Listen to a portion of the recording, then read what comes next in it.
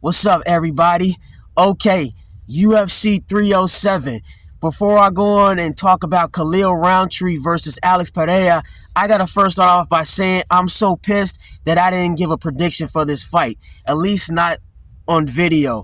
I gave a prediction off videos, like I called it. This fight went exactly the way I figured it would go.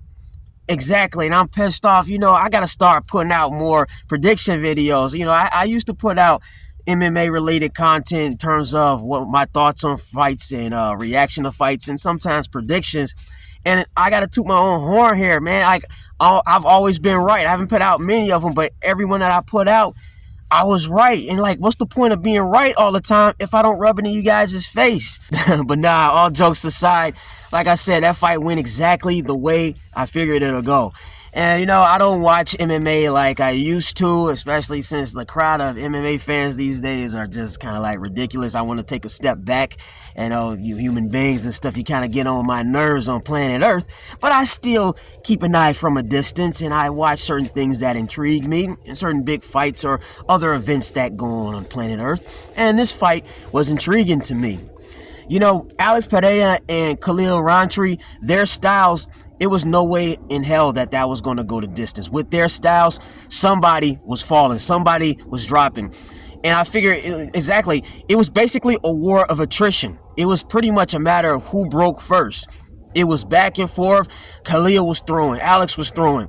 But eventually, it came down to who would break first. When the punishment starts adding up, all those shots and stuff, you're going to see someone's health bars, like a video game, just totally, gets lower and lower and lower. And that's what we saw with Khalil Rountree. He just, the damage, you started seeing him slow down. It was taking a toll on him. And the way that they fight, they're headhunters. They're trying to take you out. Whenever I see Khalil Rountree fight, he be swinging like somebody grabbed his girl booty in a club or something. The way he be beating on his opponents, it's like a street mugging or something. I'd be like, holy shit. You know what I'm saying? Both, but Pereira, same thing. The pressure that guy puts on you, they're both trying to take you out. And they can catch you off counters too. Alex in particular, I watch him. He's good at counter striking and stuff, but he's caught a lot of guys just off of just bam, out of the blue. No setup types. He's just bam out of nowhere. He catches you because he's looking for little openings, like you drop your hand or something. That's how he caught Jerry. Jerry dropped his hand. Alex hit him with a standard switch kick to the head. It wasn't like a setup or some flashy counter or nothing. He just bam caught him. And Khalil Rountree, it's like just in your face, fuck a counter. If the counter's there, he'll go for it. But he's swinging and he coming fast and hard, and you better keep your hands up and hope you don't get caught. As opposed to Israel Adesanya, who's more of a flashy type fighter. He want to finesse you. He want to clown you. He want to look for those openings and stuff. And Izzy, he's knocked people out too. And I haven't seen all of Izzy's fights, including all of his kickboxing fights, whatever. I'm pretty sure he's caught people out of the blue with crazy shots too. But a lot of with Izzy, what I know is he's more of sit back and kind of tag you and look for openings. That's how he caught Alex Pereira in their last fight. He caught him and they were both swinging. It was a counter shot that caught him. He's more of a sit back and try to finesse you and make you miss and catch you with something type fighter.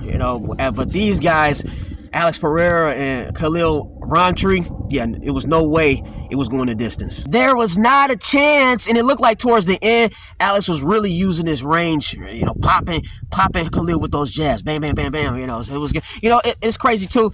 Alex, I said this once in another video, if you just look at his frame, he has the perfect build for fighting and particularly striking. Just real long, big old head, big old jaw.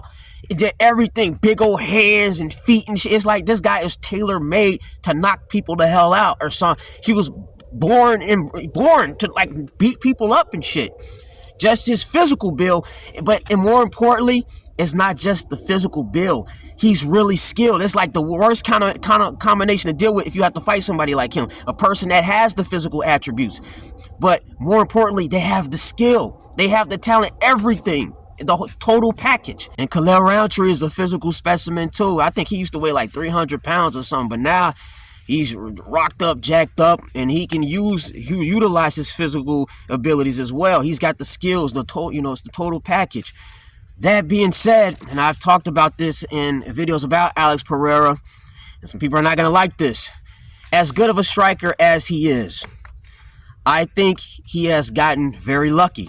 No, whoa, what do you mean by that? He's look at the knockouts, dude. The percentage is out of this world. That's not what I mean. I don't listen. When I say he's gotten lucky, I don't mean all of his victories are luck. I mean the matchups are luck. He's been lucky in terms of who he's been matched up with. Yeah, he's capitalized on that luck by utilizing his skill and doing what he does best, which is knocking people out. But he's fortunate enough to be fighting people that are going to fight his style of fight. You know, he's definitely a champion, but until I see this guy fight at least one high-level wrestler, at least one. He doesn't have to go and fight a whole bunch of wrestlers and all this. Just one. I'll be convinced. I'll put him higher on my personal greatest of all times. Do I think he's on that list? Sure, but I don't think he's really, really high up there. Because he hasn't fought the dynamic and eclectic range of fighters that many of the greats have. Demetrius Johnson has fought so many different types of fighters. Fighters that were going to try to strike with him, knock him out, but fighters that were going to try to take him down, wrestle him the whole nine. We haven't really seen that. Okay. Oh, but Alex, he fought Jan. Jan is not a high-level wrestler. Jan's got some jiu-jitsu, sure, but that's not really Jan's forte, bread and butter. Jan wants to stand up and knock people out. And he didn't even have the gas tank to hang with Alex when he was trying to apply that pressure, because that's not his thing. That's not Jan's thing to really apply that pressure the way a seasoned wrestler will do. They need to give Alex Pereira a seasoned Dagestani-style wrestler. And then let's see how he does. And to talk about the luck dynamic of it all, if you think about it, lightweight, middleweight, and heavyweight, there's been a serious drought in terms of high-level wrestlers. Middleweight and lightweight especially. Like now, okay, so now heavyweight finally has that Tom Aspinall, I think that's his name. And I've seen this guy move. Man, he can grapple for sure. But Alex hasn't fought, like, who's that guy? John Jones. Now, John Jones is obviously a very good wrestler. But hey, put him against John Jones. Why not put him against? They don't want to see that happen because they know what will happen.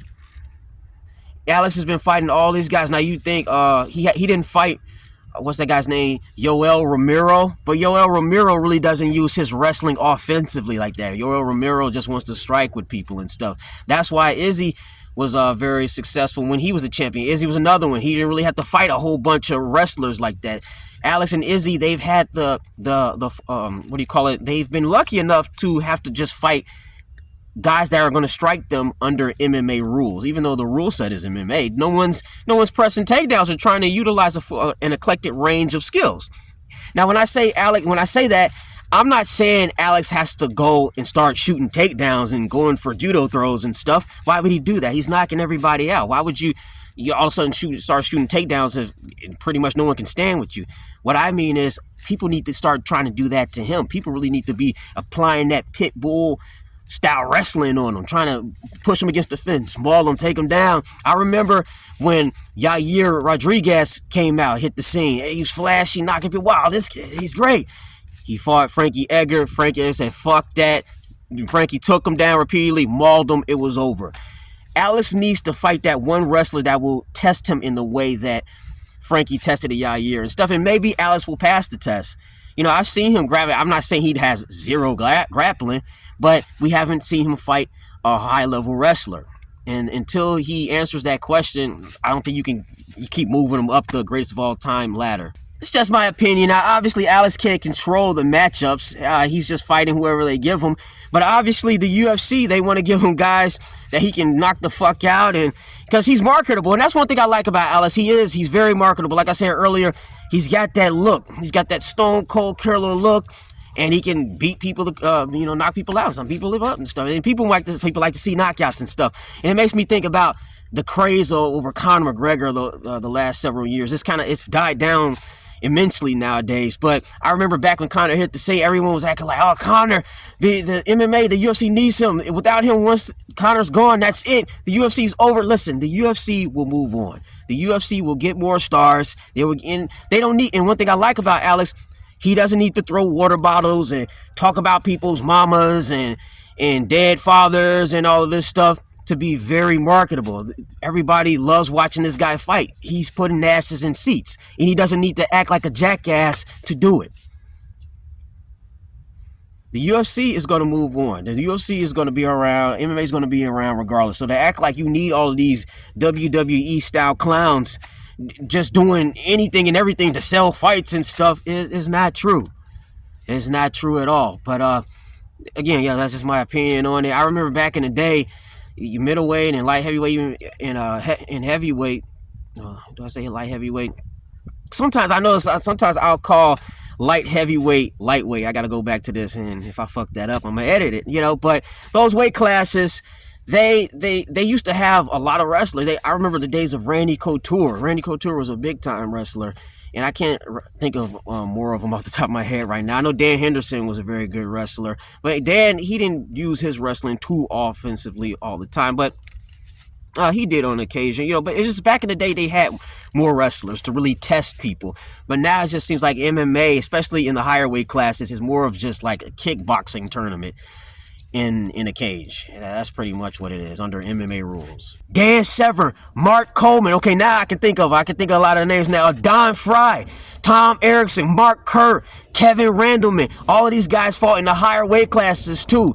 Real seasoned champion wrestlers. Back in those days, if you were a striker, you were not elevating your game. You weren't going anywhere in the sport if you couldn't get past some high-level wrestlers. I don't know. Until then, we'll see. We'll see where Alex Pereira goes from here. Dude's really good. I like watching him fight for sure. He's entertaining. And obviously, people who keep on saying, oh, it's entertainment. Yeah, it's entertainment, of course. But you still want to see people get thoroughly tested as well. Right? So, just stay tuned, I guess. The MMA world should stay tuned. See where Alex Pereira goes from here. See where Khalil Rountree goes from here. He gained lots of fans, a lot more fans, after that fight, which is very cool to see. He showed a lot of heart. I mean, I was looking at like, holy shit, this guy, he's still up. Definitely a warrior for sure. But yeah, on that note, that's all I got. That's all I have. Until then, later, people.